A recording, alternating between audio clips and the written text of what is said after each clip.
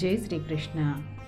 ఒక పొలంలో ఒక చిన్న పక్షి గూడు కట్టుకుని తన పిల్లలతో జీవిస్తూ ఉండేది. కొంతకాలానికి పంట కోతకు వచ్చింది. పక్షి దాని పిల్లలు ఆ పొలం విడిచి ఇంకొక చోటికి పోవలసి వచ్చింది. ఒకరోజు తల్లి పక్షి ఆహారం కోసం వెళ్ళినప్పుడు పిల్లలు రైతు మాటలు విన్నాయి.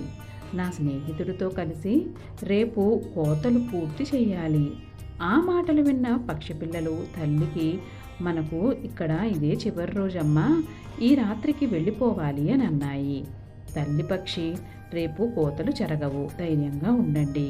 అలాగే స్నేహితుడు రాలేదు, కోతలు జరగలేదు.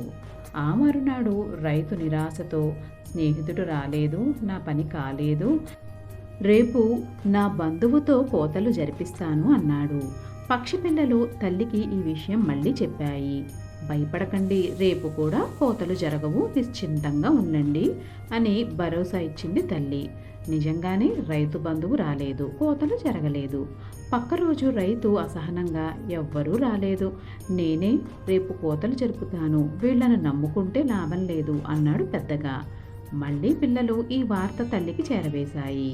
తల్లి పక్షి, ఇక మనం ఈ పొలం వదిలి వెళ్ళిపోవాలి, తప్పదు.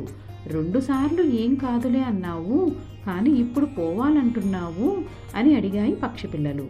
అప్పుడు తల్లి అన్నది, ఇంతవరకు రైతు ఇతరుల సహాయం కోసం ఆధారపడ్డాడు, ఈసారి తనే రంగంలోకి దిగుతున్నాడు, కాబట్టి పంట కోతలు తప్పవు, పదండి పోదాం, ఇక్కడ ఉండలేము అని అన్నది.